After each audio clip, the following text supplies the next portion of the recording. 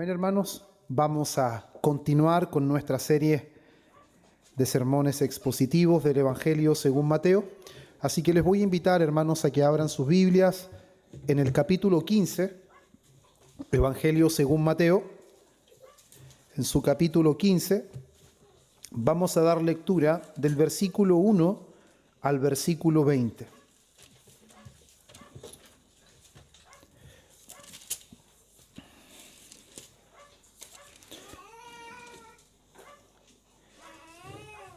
Mateo capítulo 15, versículos 1 al 20. Si lo han encontrado, hermanos, les invito a que nos pongamos en pie. Demos lectura a la palabra de Dios y luego vamos a elevar también una breve oración. Mateo capítulo 15, versículos 1 al 20. La palabra del Señor dice así. Entonces se acercaron a Jesús ciertos escribas y fariseos de Jerusalén, diciendo: ¿Por qué tus discípulos quebrantan la tradición de los ancianos? Porque no se lavan las manos cuando comen pan.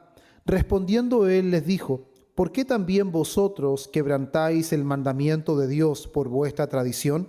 Porque Dios mandó diciendo: honra a tu padre y a tu madre, y el que maldiga al padre o a la madre muera irremisiblemente.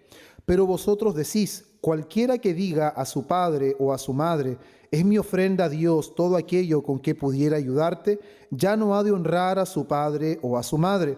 Así habéis invalidado el mandamiento de Dios por vuestra tradición. Hipócritas, bien profetizó de vosotros Isaías cuando dijo: este pueblo de labios me honra, mas su corazón está lejos de mí, pues en vano me honran, enseñando como doctrinas mandamientos de hombres. Y llamando así a la multitud les dijo: oíd y entended, no lo que entra en la boca contamina al hombre, mas lo que sale de la boca, esto contamina al hombre. Entonces, acercándose sus discípulos, le dijeron: ¿sabes que los fariseos se ofendieron cuando oyeron esta palabra? Pero respondiendo él dijo: toda planta que no plantó mi Padre Celestial será desarraigada. Dejadlos, son ciegos, guías de ciegos. Y si el ciego guiara al ciego, ambos caerán en el hoyo. Respondiendo Pedro le dijo: explícanos esta parábola. Jesús dijo: ¿también vosotros sois aún sin entendimiento? ¿No entendéis que todo lo que entra en la boca va al vientre y es echado en la letrina? Pero lo que sale de la boca, del corazón sale, y esto contamina al hombre. Porque del corazón salen los malos pensamientos, los homicidios, los adulterios, las fornicaciones, los hurtos, los falsos testimonios, las blasfemias. Estas cosas son las que contaminan al hombre, pero el comer con las manos sin lavar no contamina al hombre. Vamos a orar. Padre bueno, una vez más, Señor, te damos gracias, como oraba mi hermano, Señor, porque nos permites estar ante tu palabra. Pero, Señor, de forma especial te ruego que con tu Santo Espíritu me guíes, me uses, Señor, y prepares el corazón de mis hermanos. Permíteme, Señor, trazar esta palabra con precisión, con fidelidad, para que tú seas honrado, Señor, y nuestros corazones sean nutridos con esta palabra. Creo, Señor, que a pesar de los años que han pasado, que han transcurrido, desde que esta palabra, Señor, fue dada y que al mismo tiempo fue escrita, Señor, por Mateo, Señor, tu palabra sigue siendo fiel, sigue siendo poderosa. Y te ruego, Señor, que nuestros corazones no sean exentos del poder de tu palabra en este día. Te lo pido en el glorioso nombre de Cristo, nuestro Señor. Amén. Y amén. Pueden tomar su asiento, hermanos. Como terminábamos, hermanos, en el sermón anterior, estábamos viendo ese escenario en el que Jesús venía haciendo una serie de milagros, una serie, hermanos, de sucesos que solamente Dios podía hacer, pero a pesar de eso, el conocimiento que las personas tenían de Él era solamente un conocimiento superficial, externo, no era un conocimiento salvífico. Lo que movía a las multitudes no era el conocer que Jesús era el Cristo, el Hijo de Dios, sino lo que movía era lo que podían conseguir de Él: alimento, podían conseguir sanidades y podían conseguir toda especie de milagros. Y ahora nos encontramos, hermanos, en este escenario donde personajes muy conocidos para nosotros que seguimos, ¿cierto?, la serie de Mateo, como son los fariseos y los escribas, se acercaron a Jesús. y hicieron una pregunta, y esta pregunta es bastante interesante porque no es una pregunta porque ellos se acercan interesados por aprender. Ellos vienen preguntando porque están cuestionando el proceder de los discípulos, y al cuestionar el proceder de los discípulos están cuestionando directamente a quién es el maestro de aquellos discípulos.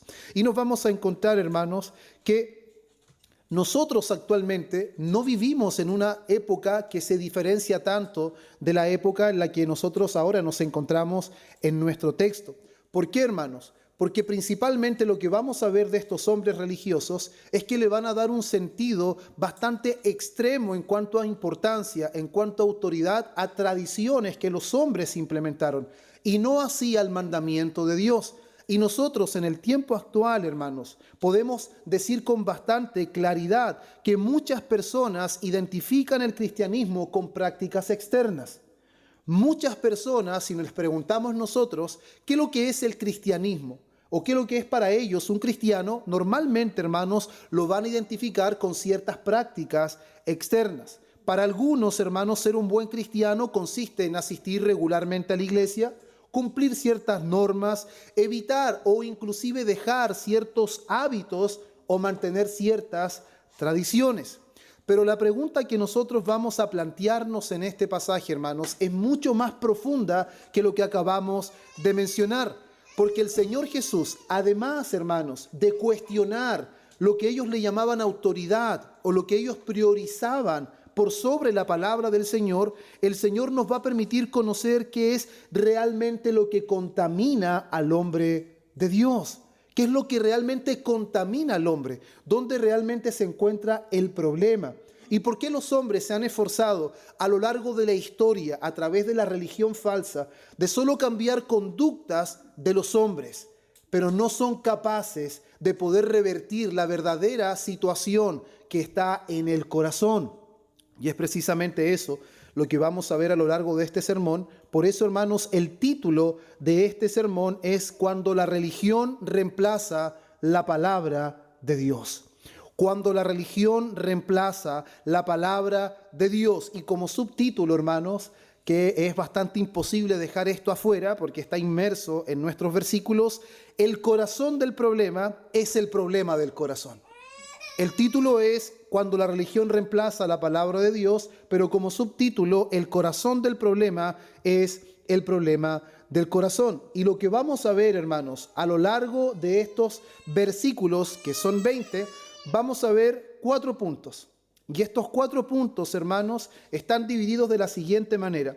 Vamos a ver del versículo 1 al versículo 2 cómo la religión sustituye la palabra de Dios. Del versículo 3 al 9 vamos a ver cómo la tradición no solamente sustituye, sino que invalida el mandamiento de Dios. Tercer punto, que vamos a verlo del versículo 10 al 20, vamos a ver el verdadero problema está en el corazón.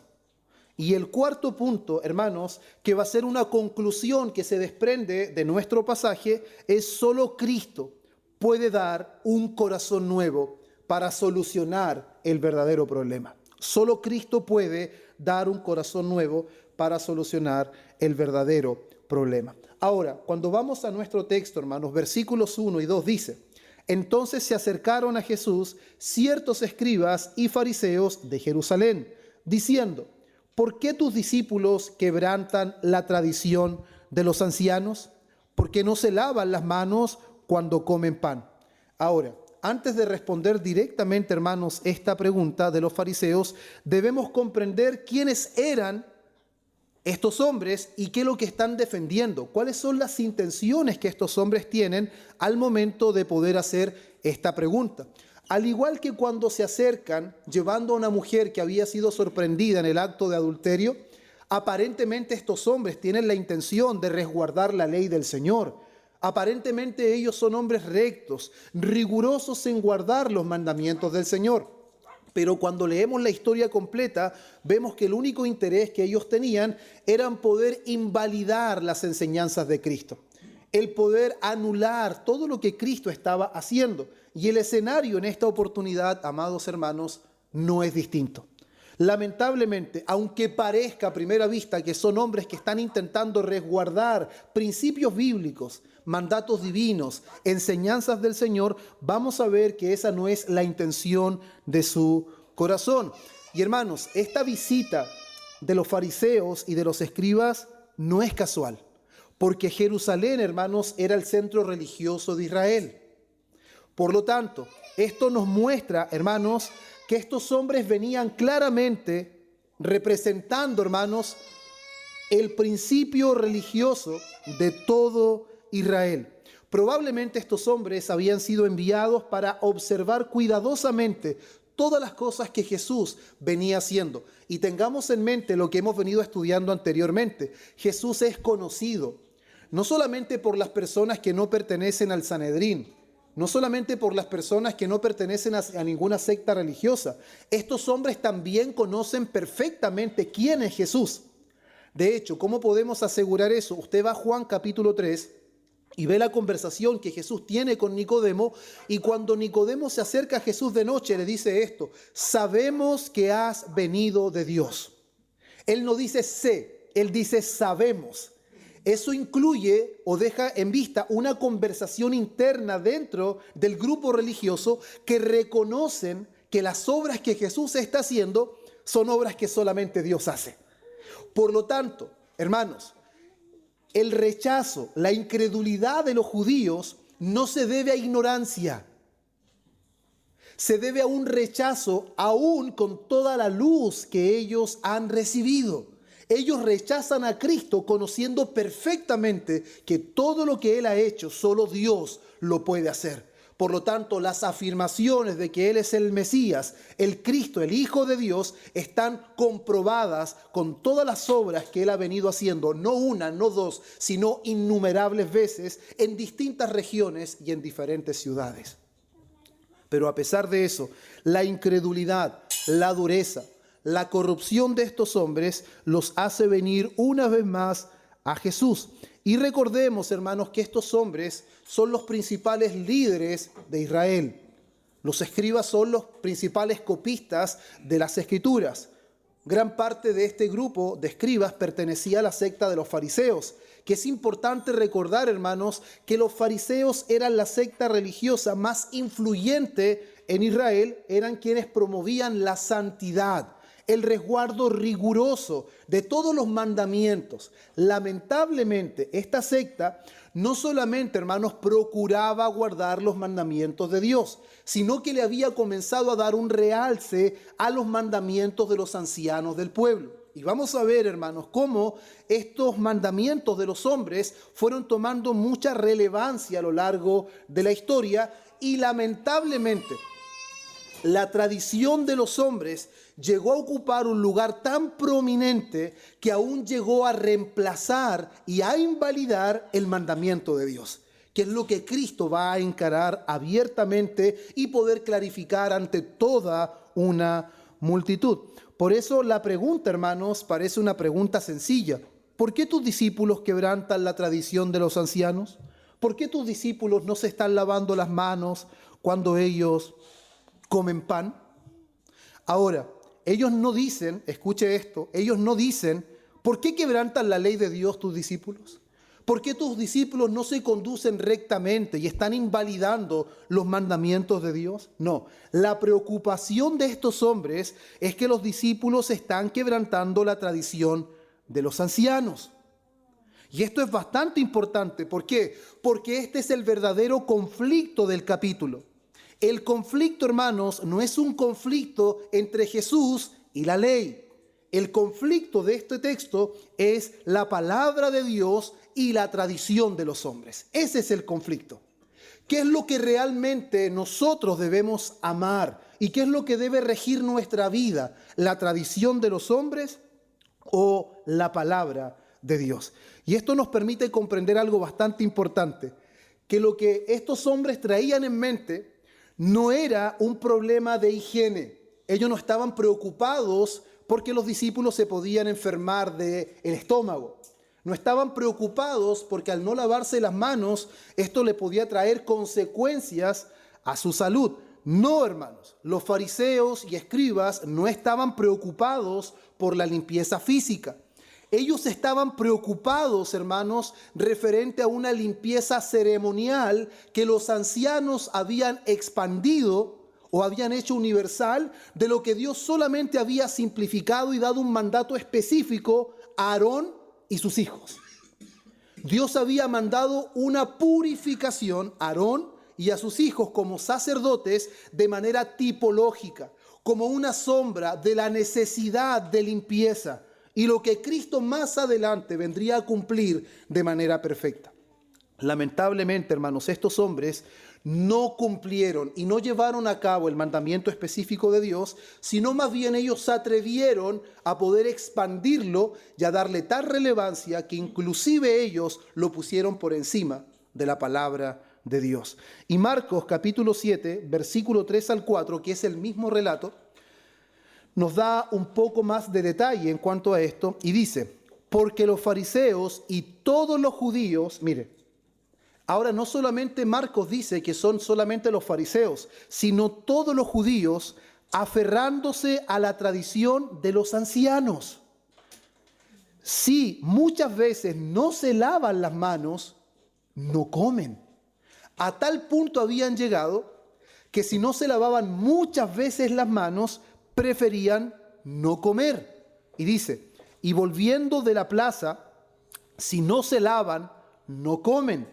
Y otras muchas cosas hay que tomaron para guardar, como los lavamientos de los vasos de beber y de los jarros y de los utensilios de metal y de los lechos. Entonces, este texto nos deja algo muy claro, hermanos, que el problema o la situación que les aqueja a los fariseos y a los escribas no era la limpieza, no era que ellos eran extremadamente limpios, no estaban promoviendo la higiene, hermanos, no. El problema que les aquejaban era que los discípulos de Jesús estaban quebrantando una ceremonia de pureza o una pureza ceremonial.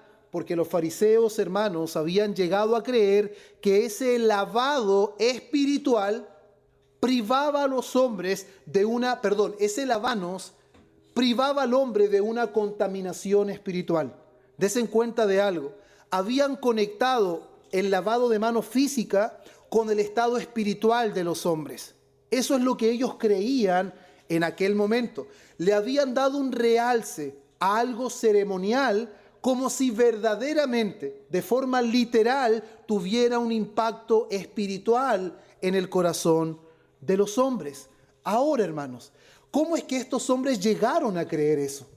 ¿Cómo es que llegaron, hermanos, a atribuirle a la limpieza de las manos la capacidad de evitar la contaminación espiritual de nuestro corazón? Y aquí debemos hacer una distinción importante. Este no era un mandato de Dios dado por Moisés.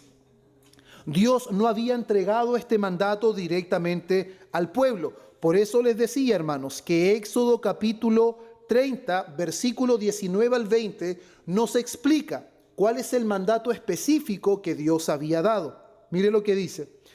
Y de ella se lavarán Aarón, hablando de agua, y de ella se lavarán Aarón y sus hijos las manos y los pies. Cuando entren en el tabernáculo de reunión, se lavarán con agua para que no mueran. Y cuando se acerquen al altar para ministrar, para quemar la ofrenda encendida para Jehová. Dese cuenta que el lavado está destinado ¿a quién? A Aarón y sus hijos. ¿Y quién es Aarón? El sumo sacerdote. ¿Y quiénes son los hijos? Los sacerdotes, los encargados de ministrar el templo de Dios. Ahora, si usted lee con calma este texto, se va a dar cuenta que las implicaciones de no lavarse para ministrar en el templo eran catastróficas, morirían. Entonces aquí estamos hablando de un mandamiento divino que si no se cumple acarrea la muerte. Pero al mismo tiempo estamos viendo que fue dado solo a los sacerdotes y debía realizarse antes del servicio sacerdotal. ¿Eso qué muestra, hermanos? ¿Qué muestra? Primero, que no era un mandato universal. No debían hacerlo todos los israelitas, debían hacerlo solo los sacerdotes. Y esto, hermanos, mostraba la necesidad de purificación para acercarse a Dios. porque los sacerdotes eran los que representaban al pueblo ante Dios. El sacerdote era puesto para el bien del pueblo, pero el sacerdote también estaba sujeto a debilidad. Cuando el sacerdote una vez al año presentaba un sacrificio, lo presentaba por sí mismo y por el pueblo, porque él también era un hombre pecador. Entonces, claramente esto simbolizaba, hermanos, los fariseos tomaron este rito sacerdotal que tenía un propósito de enseñar la necesidad de pureza para acercarse a Dios, que tenía, hermanos, el propósito de mostrar cómo en realidad los hombres necesitan estar limpios para acercarse a Dios y que no están limpios por naturaleza. Pero ¿qué hicieron, hermanos, los fariseos? Ellos hicieron algo completamente absurdo. Ellos tomaron esto y lo aplicaron de forma universal y aún más, hermanos, le atribuyeron un poder espiritual que Dios solamente había mostrado como simbólico, como tipológico. Por eso lo que Dios había dado como una figura que apuntaba a la santidad, hermanos, y que en última instancia Cristo lo cumpliría a cabalidad porque Él es la sustancia, hermanos, finalmente, ¿qué hicieron ellos? Ellos lo redujeron a un rito externo. A tal punto, hermanos, que lo elevaron al mismo nivel de la palabra de Dios. Y aún más, por sobre la palabra de Dios. A tal punto que la preocupación de estos hombres ante lo que están haciendo los discípulos de Jesús no es que están quebrantando la ley de Dios. Están quebrantando la tradición de los ancianos. Ahora, esto parece, hermanos, algo que en este tiempo no podría sucedernos. Pero estaríamos siendo bastante ingenuos si nosotros pensamos que esto no tiene ninguna relevancia para nosotros hoy. Lamentablemente, hermanos, muchas congregaciones hoy se conducen de la misma manera, donde finalmente le han dado realce a aspectos externos, dándole a entender a las personas que esto está conectado con la espiritualidad. Hermanos, cosas que usted puede hacer, vestimenta, o cosas que usted puede en el día a día, hermanos, parecerle que efectivamente no son pecaminosas.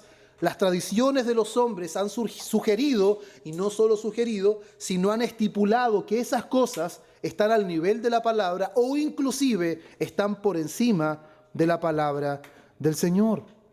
Por eso aquí principalmente, hermanos, lo que vemos es el peligro permanente del pueblo de Dios, hermanos. Cuando una tradición humana ocupa el lugar que solo la palabra de Dios tiene.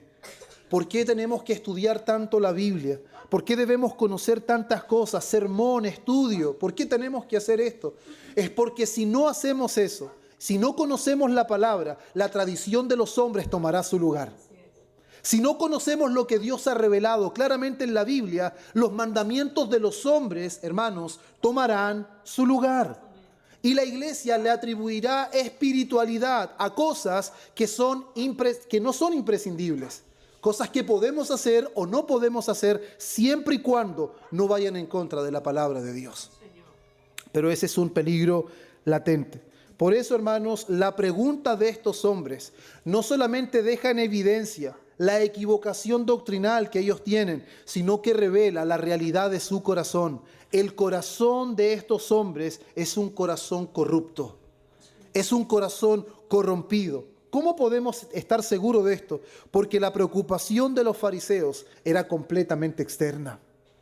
La preocupación de ellos no era interna, no era del corazón, no era de la relación que ellos tenían con Dios, era completamente externa. Ellos observaban ¿qué? Las manos de los discípulos. ¿Cuál era la preocupación de ellos? Están comiendo con manos sucias. Eso puede contaminar su relación con Dios. Esa no es la manera en la que Dios quiere ser adorado. Ahora, hermanos, ¿cuándo es que los hombres han llegado a pensar que ellos son los que formulan la forma en que Dios debe ser adorado? Quien da el principio regulador de adoración es Dios. El que dice cómo quiere ser adorado, cuáles son los elementos de adoración y cómo el hombre puede y debe crecer espiritualmente es Dios. No somos nosotros. No le podemos atribuir espiritualidad a nosotros, aspectos externos, porque nosotros creemos que son buenos. El que dice claramente cómo debe ser adorado, cuáles son los elementos del culto de adoración, es Dios. Pero es que toda la vida hemos hecho esto así, pero aparece en la Biblia. No, pero es que lo hemos hecho así. Es que si no aparece en la Biblia, entonces nunca debió hacerse. Y es mejor dejar de hacerlo ahora que seguir toda la vida realzando una tradición de hombre y quebrantando el mandamiento de Dios. Por eso pensar que esto solamente era importante para ese tiempo y que no tiene relevancia para nosotros hoy es una gran equivocación de nuestra parte. Porque ¿qué es lo que sucede? ¿Qué pasa si después del día del Señor un hermano, por ejemplo, va a caminar, va a darse una vuelta en la plaza o va a caminar a la playa y va escuchando una Biblia hablada en su audífono? Y él quiso caminar ese día, pero otros hermanos en vez de hacer eso se van a la casa, siguen estudiando la Biblia juntos. Hermanos, yo no puedo determinar que lo que deberían hacer todos es lo que yo hago. Por eso qué importante, hermanos, es ver que ellos observaban las manos de los discípulos, pero Jesús conocía perfectamente el corazón de aquellos que estaban acusando a sus discípulos. Él los conocía perfectamente. Ellos están preocupados por un rito, pero Jesús les va a mostrar que la verdadera preocupación e intención del Hijo de Dios es la obediencia verdadera a los mandatos de su Padre. Que eso está por encima de todo. De hecho, Jesús lo expresa en innumerables ocasiones, pero en un momento determinado, cuando Él va a conversar con la mujer samaritana, Él le dice a sus discípulos que Él ya había alimentado su vida, que Él tenía una comida que ellos no conocían. ¿Y cuál era su comida? Hacer la voluntad de su Padre. Obedecer cada mandato, cada deber que el Padre había estipulado. Él venía a cumplirlo de manera perfecta. Por eso, hermanos, este peligro no pertenece únicamente al primer siglo. No perteneció solamente al siglo segundo, tercero o el siglo quinto, hermanos. No, es un peligro latente que nosotros tenemos hoy, de poder medir nuestra espiritualidad solo por costumbres o tradiciones, o poder medir a nuestros hermanos por espiritualidad. Eso, hermanos, pasa en nuestro contexto, donde miden espiritualidad, inclusive por la prenda que viste, hermanos. Hemos convivido muchos años en nuestra cultura, en nuestro entorno, por la vestimenta de las mujeres principalmente. Pero la pregunta, ¿quién se preocupa por la vestimenta de los hombres? ¿Será que solamente las mujeres tienen restricciones de cómo vestirse para ser mujeres que profesan piedad? ¿Y acaso el hombre no debe también ser riguroso y profesar piedad de cómo se viste? Ahora, se le ha atribuido a una prenda en particular espiritualidad. Y ese es un problema de los hombres. Y lamentablemente muchas personas hoy temen a la tradición de los hombres. Temen a lo que las personas dirán. Los fariseos y escribas, los más prominentes, los hombres más reconocidos, están acusando a los discípulos de Jesús. Nosotros no querríamos estar en esa situación. Estaríamos todos avergonzados. ¿Por qué hice esto? No debía hacerlo. De hecho, después le va a decir los discípulos a Jesús: Jesús, ¿te diste cuenta que los fariseos se molestaron? ¿Acaso los discípulos estaban esperando que Jesús se retractara? Jesús, te equivocaste con esto. Quizás nosotros hubiésemos estado en la misma situación. ¿Por qué? Porque la tradición de los hombres de alguna manera ha pegado fuerte en nosotros. Ha interferido en nuestra forma de relacionarnos con Dios y le atribuimos a cosas que no tienen relevancia espiritualidad. Lamentablemente, hermanos, en nuestra zona, el cabello mientras más largo, la mujer cree que es más espiritual. No, hermanos. El cabello, si usted lo tiene hasta el suelo, no es más espiritual que la tiene hasta los hombros. No es más espiritual. Si una hermana usa un pantalón, pero se preocupa de que sea un pantalón prudente, donde claramente no es un pantalón que promueve la sensualidad, y usted usa una falda, usted no es más espiritual que su hermana.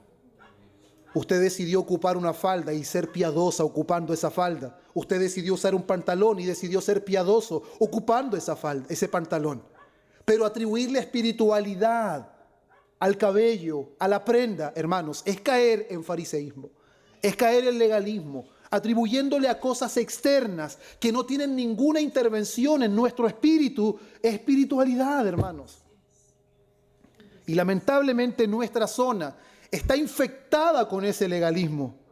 Está infectada, hermanos, con esta apreciación de que lo externo de alguna forma regula nuestro espíritu o tiene la capacidad de limpiar. Pero gracias al Señor que Él clarificó este problema y que Él dejó en evidencia cuál es el verdadero problema y que el antídoto solamente está en Él. Por eso, hermanos, nosotros debemos preguntarnos a la luz de este mensaje, ¿sobre qué fundamento descansa nuestra fe? ¿Cuál es el fundamento de nuestra fe, hermanos? ¿Por qué caminamos con nuestra cabeza alzada? ¿Por qué cumplimos todas las normas? ¿Por qué seguimos al pie de la letra la tradición de una misión? ¿Porque nuestro cabello está como han dicho que debe estar? ¿Porque nuestra prenda es la correcta?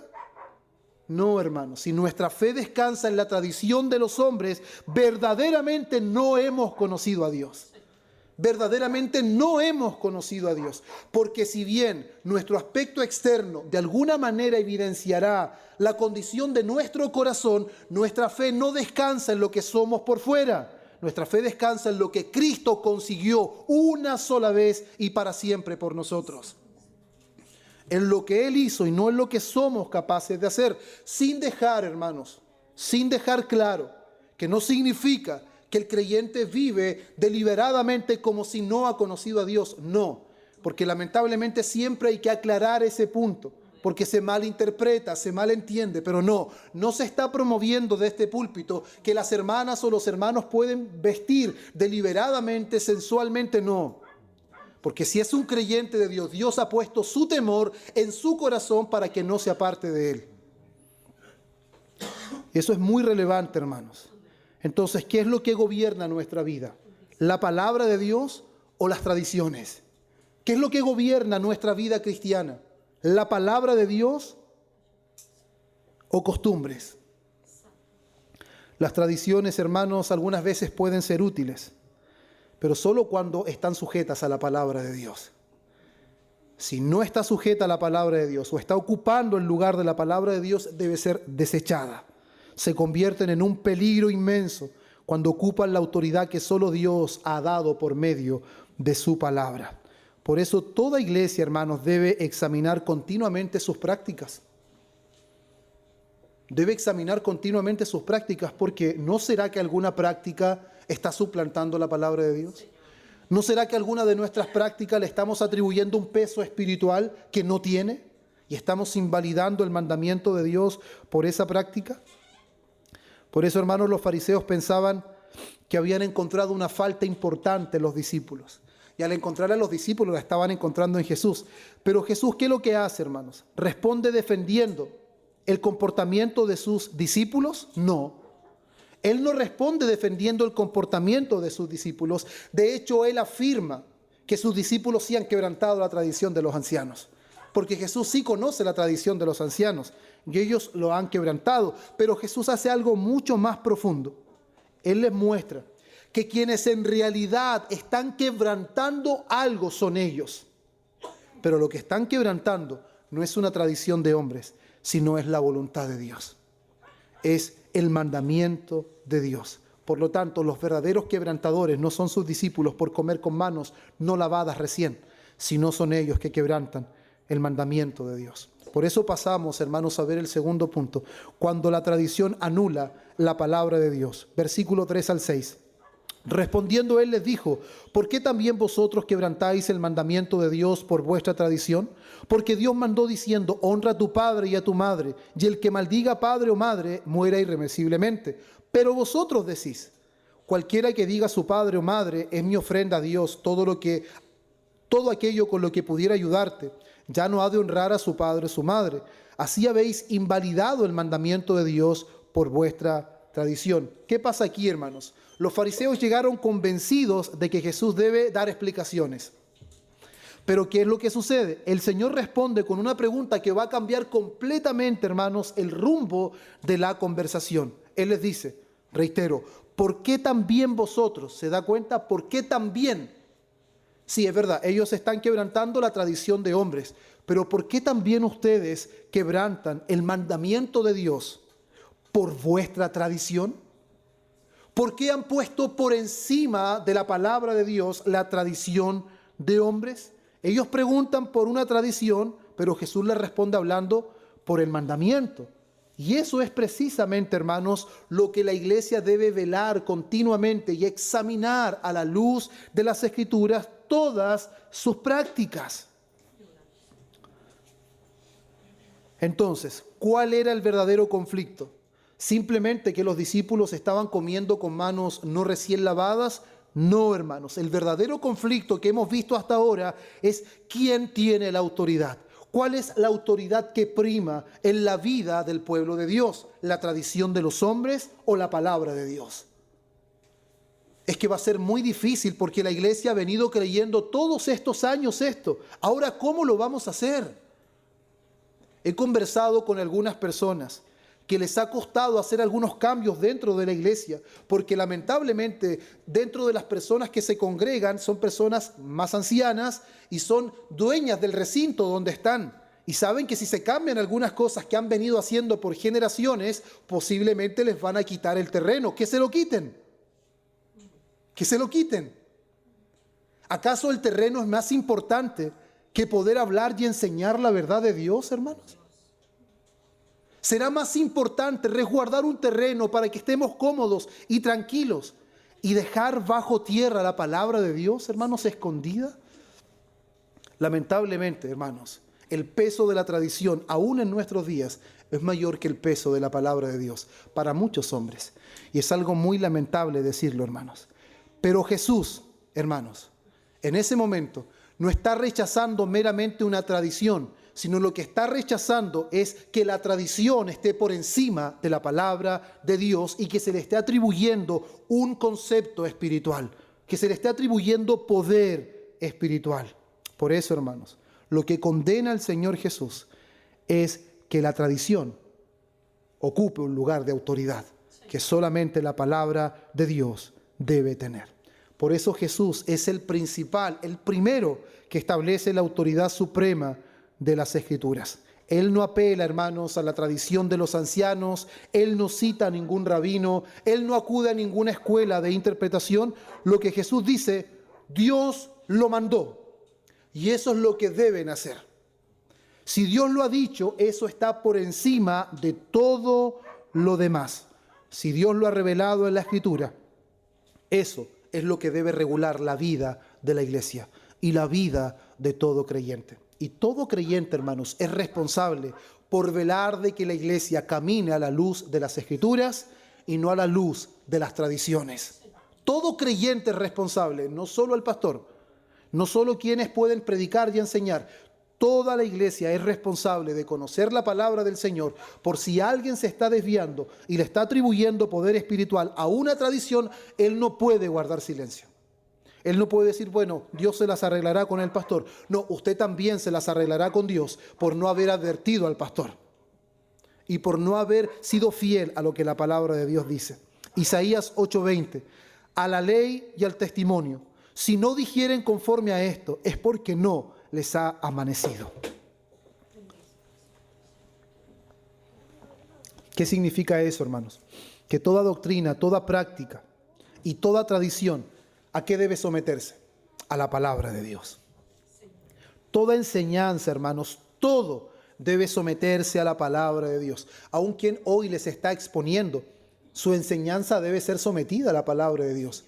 Usted no debe decirme amén porque me conoce hace años. Usted no debe decirme amén porque le caigo un poco bien. Usted debe decirme amén porque lo que le estoy enseñando es la Biblia.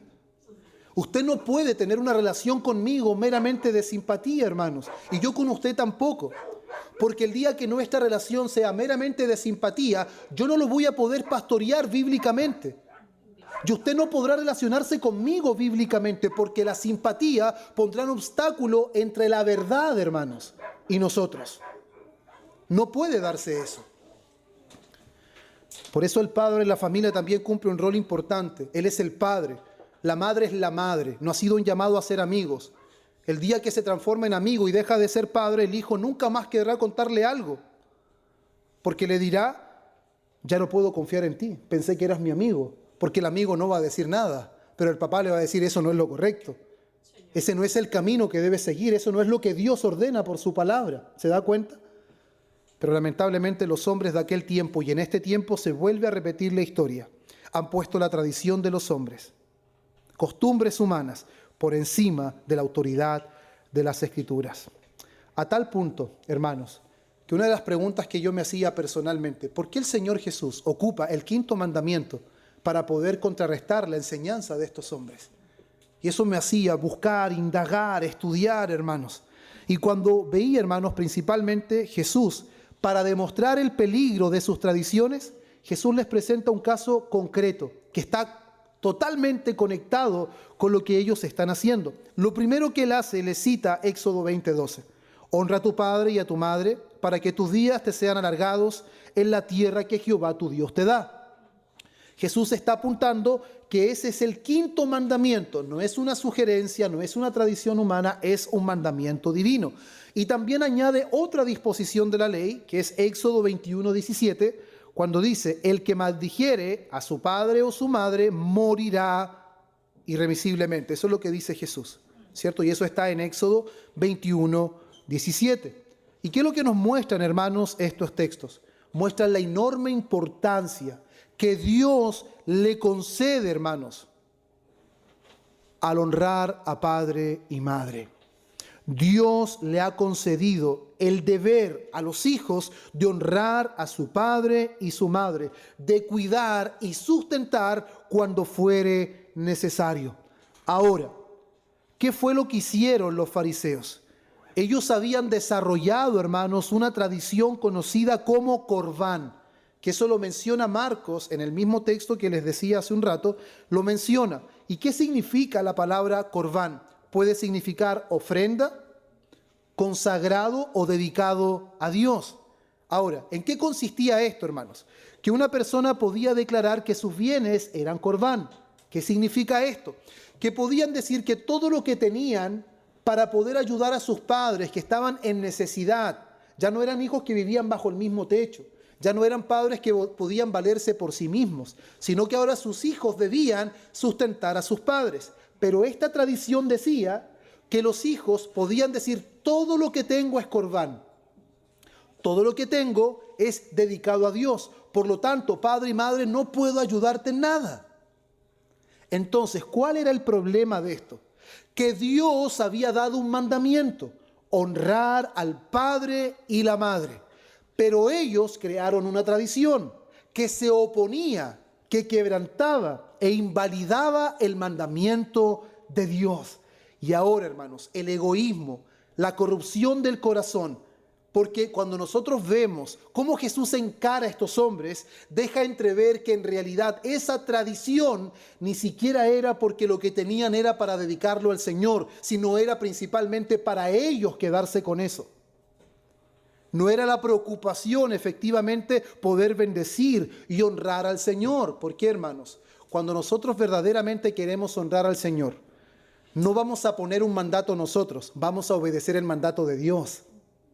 No vamos a hacer las cosas a nuestra manera. Es que yo pienso que esto puede honrar al Señor. Es que yo creo que esto le da más gloria al Señor. No, hermanos, no se ponga creativo. Dios ya ha determinado lo que le honra.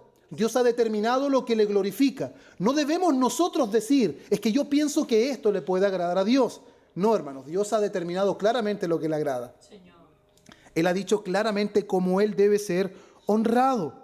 Por eso, hermanos, en apariencia parecía un acto de devoción, pero en la práctica era simplemente para justificar su egoísmo. Era simplemente para justificar que no eran hombres que tenían el anhelo de honrar al Señor, sino que estaban desobedeciendo directamente un mandamiento. Por eso, la tradición terminaba autorizando aquello que la palabra de Dios prohibía. La tradición terminaba autorizando aquello que la palabra de Dios prohibía. Por eso, el Corbán era un excelente ejemplo, hermanos, de religiosidad externa. Parecía un acto de entrega, parecía un sacrificio a Dios, pero solo encubría un corazón desobediente. ¿Se da cuenta de eso? Ahora, existen muchas maneras en la vida práctica de encubrir ciertas cosas que pueden aparecer en nuestra cara. No solamente mujeres, sino hombres en la actualidad también ocupan ciertas cosas para encubrir una espinilla, un granito. pero el grano está ahí. La espinilla está ahí, solamente lo estamos encubriendo. El maquillaje, hermanos, no revierte la situación, solo lo encubre. Y lo que ellos habían estado haciendo con su tradición no era solucionar el problema, era encubrir un corazón corrupto, un corazón desobediente, que no se conformaba con obedecer a Dios. Por eso aquí encontramos un principio, hermanos, que sigue vigente en nuestro tiempo. No todo lo que parece espiritual agrada a Dios. No todo lo que parece espiritual agrada a Dios. Lo que agrada a Dios es cuando nosotros obedecemos lo que Él ha dicho, no lo que a nosotros nos parece. Por eso, una práctica puede tener apariencia de piedad, pero al mismo tiempo puede estar anulando la palabra de Dios. ¿Es eso posible? Sí. De hecho, eso lo dice también el apóstol Pablo. Tendrán apariencia de piedad, pero con sus hechos la negarán. Entonces, claramente, hermanos, nosotros podemos llegar a tener apariencia de piedad, pero simplemente esa piedad está encubriendo nuestra desobediencia. Sí, pero es que yo hago esto. Sí, pero es que yo cumplo con esto otro. Sí, pero es que yo hago muchas de estas cosas. Está bien, pero eso no garantiza que nuestro corazón está alineado con Dios. No garantiza que nuestro corazón verdaderamente tiene la intención de agradar al Señor en lo que Él ha ordenado, no en lo que yo quiero hacer. Hermanos, cuando yo elijo qué obedecer y qué no obedecer, estoy siendo un fariseo contemporáneo. Porque la obediencia de los fariseos era parcial. Ellos elegían obedecer los que le traía reconocimiento visible. Lo que no le traía tanto reconocimiento no lo obedecían. Esa es una obediencia legalista, parcial, selectiva. Eso no debería darse en un creyente. Y si se está dando, tiene que arrepentirse. Ante esta palabra debe reconocer su pecado ante el Señor y pedirle perdón. Señor, perdón por mi legalismo, pero me está impidiendo disfrutar de tu gracia. Y solamente me estoy esforzando humanamente, pero no veo fruto, porque el legalismo nunca dará fruto, hermanos. Por eso dirá una afirmación tan fuerte: toda planta que mi Padre no plantó será desarraigada. Porque el legalismo nunca dará fruto, porque el legalismo no es lo que Dios ha estipulado, es su gracia, hermanos. Es su gracia.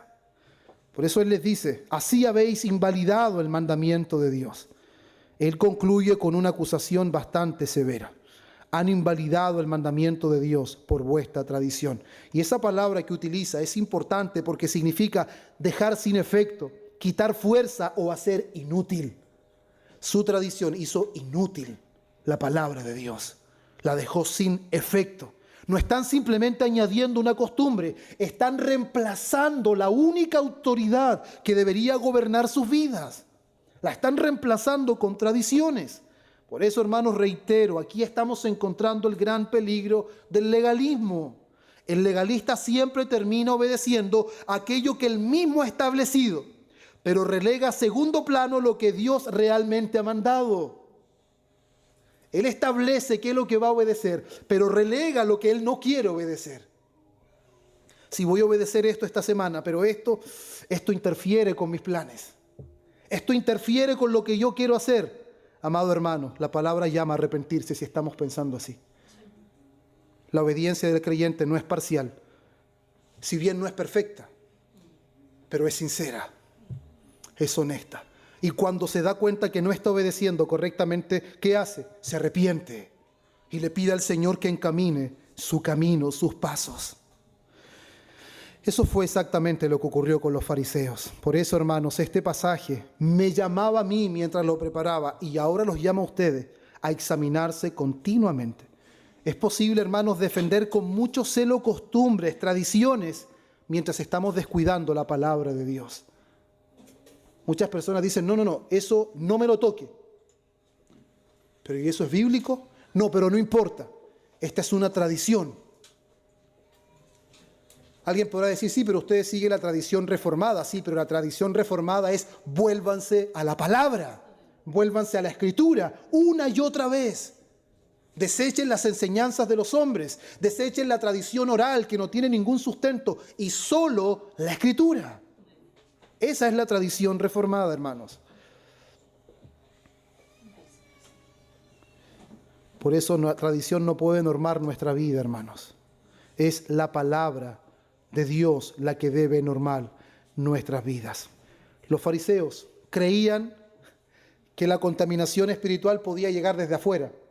Las manos podían contaminar su espíritu y eso podía afectar la relación con Dios. Pero claramente Jesús enseña lo contrario. ¿Qué es lo que va a enseñar Jesús en los versículos siguientes? Que el verdadero problema del hombre no entra por la boca, sino que sale del corazón. Sale del corazón. Por eso nuestro tercer punto. El verdadero problema no está en las manos. El verdadero problema está en el corazón. Versículo 10 al 20, pero principalmente, y llamando hacia la multitud, les dijo: oíd y entended, no lo que entra en la boca contamina al hombre, mas lo que sale de la boca, esto contamina al hombre. Entonces, ¿él desenmascara, cierto, la autoridad de los discípulos? No, él desenmascara la autoridad de los fariseos. Los fariseos simplemente no se lavaron las manos, pero los fariseos están dejando en evidencia que su corazón es corrupto y su autoridad no es la Biblia.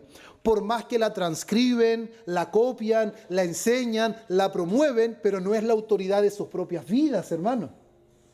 No es la autoridad de sus vidas. Y Jesús, ¿qué es lo que hace? Él llama a la multitud. Y esto, hermano, de verdad que es muy importante, porque esto nos muestra que la falsa enseñanza de esos líderes religiosos ha influido a casi todo Israel. Todos los judíos están caminando a la luz de estas enseñanzas que no tienen un fundamento bíblico. Y Jesús no solamente va a hacer una corrección, Jesús va a desmantelar toda esta mentira, todo este engaño, haciendo un llamado a la multitud. Oíd y entended. No es simplemente oigan, no, entiendan lo que voy a decir. Y Él va a desarmar completamente, hermanos, esta creencia o esta autoridad que ellos tenían en cuanto a la pureza ceremonial. Por eso Jesús, hermanos, en esta corrección, Él les dice: no lo que entra en la boca contamina al hombre. ¿Qué significa esto, hermanos? Los que estaban escuchando entendieron perfectamente lo que Jesús está haciendo. Me imagino la cara de los fariseos en ese momento. No es lo que entra en la boca lo que contamina al hombre. Durante siglos Israel había seguido muchas ceremonias relacionadas con los alimentos, con las purificaciones, pero ahora, hermanos, los fariseos habían ido mucho más allá. Le habían atribuido un poder espiritual. Y el error de los fariseos, hermanos, fue perder de vista el verdadero significado espiritual y convertir una tradición otorgándole un poder que ésta no tiene en sí misma. Lo que era sombra terminó siendo realidad para los fariseos. Era una sombra, apuntaba a algo mayor, Cristo, la sustancia, que no iba a quitar el pecado de su pueblo, que no iba a ofrecer una sola ofrenda, que nos iba a lavar con agua limpia. Pero finalmente ellos la atribuyeron a su tradición. Por eso la verdadera contaminación, ¿de dónde nace? De dentro del hombre. Más lo que sale de la boca, esto contamina al hombre. Entonces, la contaminación espiritual no viene de afuera, sale de adentro. El problema no es el escenario en el que el hombre crece. El problema no es el contexto en el que nosotros nos desempeñamos. No, el problema no está afuera, el problema está adentro. Nace del corazón. Las palabras, como ya lo habíamos visto en sermones anteriores de Mateo, solamente evidencian la naturaleza del árbol. Por su fruto lo conoceréis. Y las palabras, hermanos amados, solamente evidencian, revelan lo que hay en nuestro corazón. Las palabras no son el problema. Las palabras revelan el problema. Las palabras son el fruto, pero el problema real está en la raíz.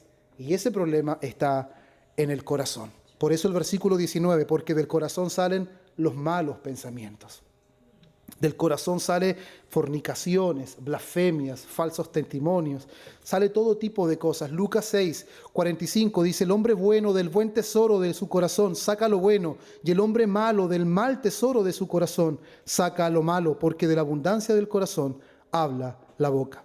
Nuestras palabras no hacen el corazón, nuestras palabras revelan el corazón. Versículo 12 al 16, ¿qué es lo que nosotros vemos? Que después de escuchar las palabras, ¿cierto?, los discípulos se acercan a Jesús, como les decían, y le dicen que los fariseos se ofendieron. Y esto es bastante interesante, ¿Por qué, hermanos? Porque ellos están preocupados de cómo están reaccionando los religiosos de Israel. Pero Jesús está preocupado ¿por qué? Por la verdad. Los discípulos aún no entienden del todo. Están preocupados por cómo pueden reaccionar los hombres religiosos. Y Jesús está preocupado por la verdad. Y es ahí donde le responde de esta manera: toda planta que no plantó mi Padre celestial será desarraigada. No tenemos el tiempo para desarrollar este pasaje completamente, hermanos. Hay varias interpretaciones que son correctas en relación a esto, pero a la luz del contexto, hermanos, principalmente lo que el Señor está declarando a través de esta afirmación es que este sistema religioso, hermanos, no tiene origen en Dios. Por eso no es fructífero, por eso es destructivo. Y toda religión falsa, toda enseñanza errónea, finalmente, hermanos, vendrá a juicio, será desarraigada. Dice, déjenlos, son ciegos, guías de ciegos, y ambos caerán al mismo hoyo, dando a entender que finalmente tendrán que enfrentar un juicio por seguir la tradición de hombres y enseñar tradiciones de hombres como si fueran mandamientos de Dios.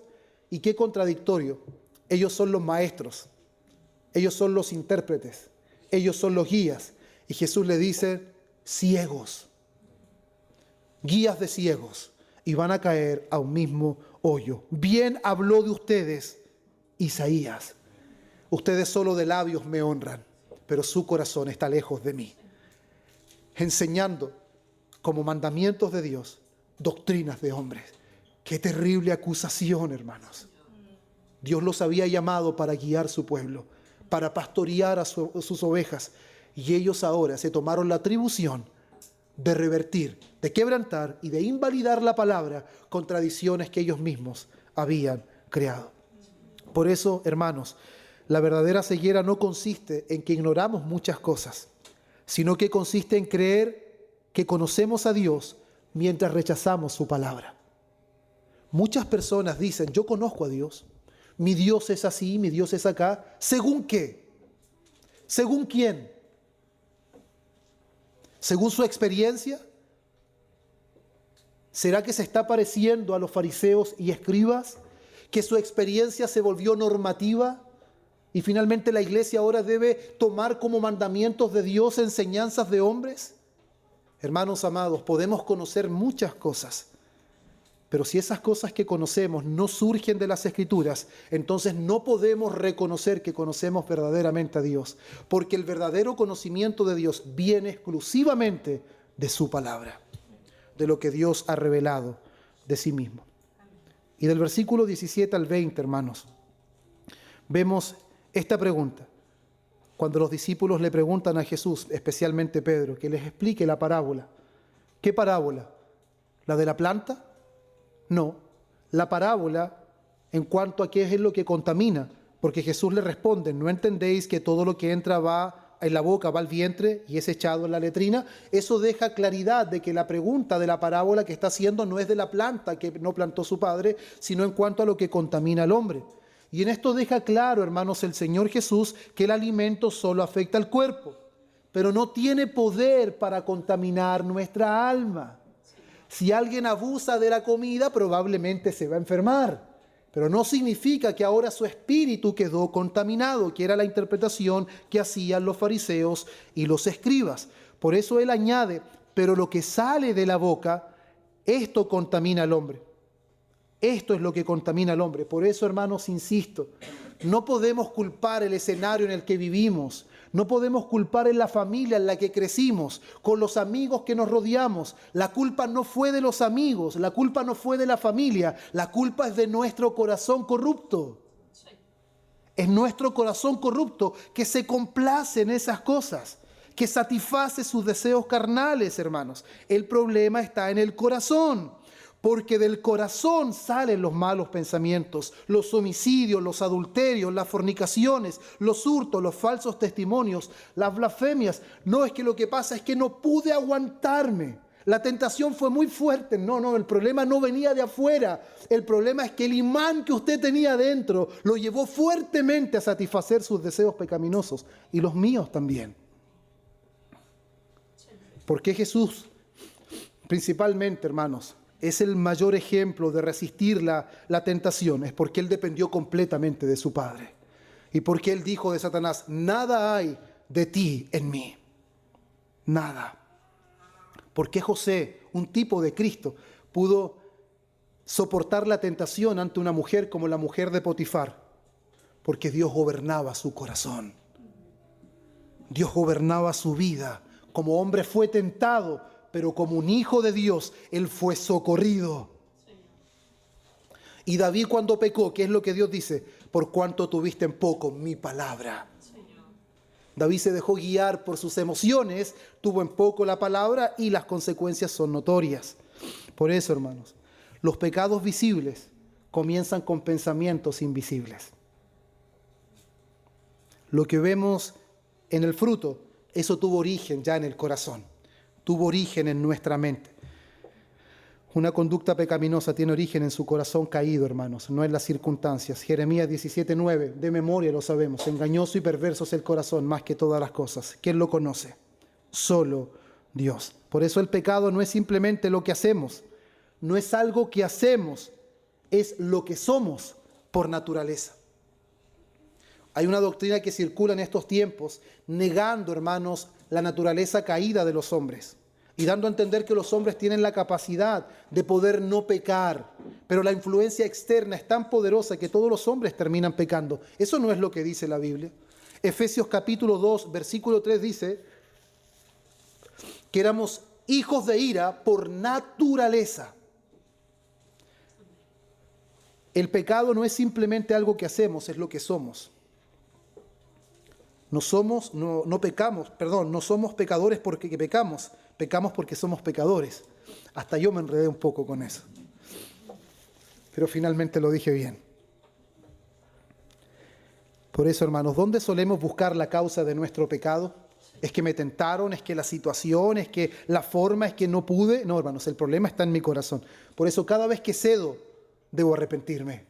Cada vez que cedo, debo acudir a Cristo por su perdón, por la plena restauración, porque Él es fiel y justo para perdonar nuestro pecado y limpiarnos de toda nuestra maldad. Por eso, hermanos, el último punto es que necesitamos un corazón nuevo, conociendo todo lo que Cristo ha dicho, cómo los ha confrontado en cuanto a la autoridad, mostrándole cuál es el verdadero problema. Necesitamos una obra que solo Dios puede realizar. Ellos creían, hermanos, que la contaminación venía de afuera, pero Cristo muestra que viene de adentro. Ellos ofrecían lavamientos externos, pero Cristo revela la necesidad de transformación del corazón. Y esto solamente Dios lo puede hacer. El problema del hombre, amados hermanos, ya terminando este sermón, no está en sus manos. El problema está en su corazón.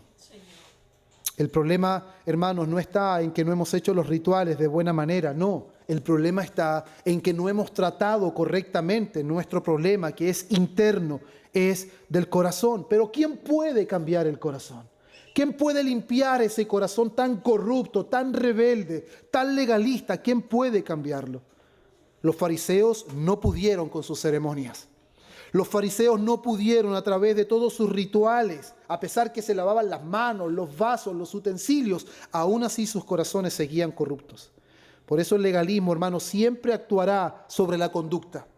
Y en eso se pueden sintetizar casi todas las religiones del mundo, a diferencia del cristianismo. Siempre van a cambiar nuestra conducta. Debes cambiar ciertos hábitos. Tú haces estas cosas y ese es el gran peligro que corremos como padres, en criar hijos moralistas, hijos educados. No debes hacer esto porque es malo. No debes hacer esto porque es malo. Pero enseñarle que es malo porque Dios ha dicho que es malo. Y si Dios ha dicho que es malo, deja en evidencia que nosotros somos pecadores. Y somos pecadores, entonces no podemos habitar en su presencia. Y entonces, ¿cómo podemos estar en su presencia? Por medio de Cristo. Hijo mío, necesitas a Cristo. Es un pecador igual que tu padre y tu madre. Y estamos en el Evangelio no porque somos mejores, es porque hemos reconocido nuestro pecado, nuestra miseria, la condición de nuestro corazón. Eso es lo que debemos hacer con nuestros hijos. De esa forma debe conducirse la iglesia, hermanos, sabiendo que solo Dios puede cambiar el corazón. Y es una promesa que Él hizo en el antiguo pacto, Ezequiel 36, 25 al 27. Él esparciría agua limpia. No el agua que está en un recipiente, agua limpia. Y seréis limpiados de todas vuestras inmundicias. No, el problema no estaba en las manos. Y de todos vuestros ídolos os limpiaré. Os daré corazón nuevo y pondré espíritu nuevo dentro de vosotros. Y quitaré vuestra carne, el corazón de piedra. Ahí está el problema. Y os daré corazón de carne y pondré dentro de vosotros mi espíritu y haré que andéis en mis estatutos. Esparciré, os limpiaré, os daré, quitaré, pondré. La salvación es del Señor. Completamente del Señor.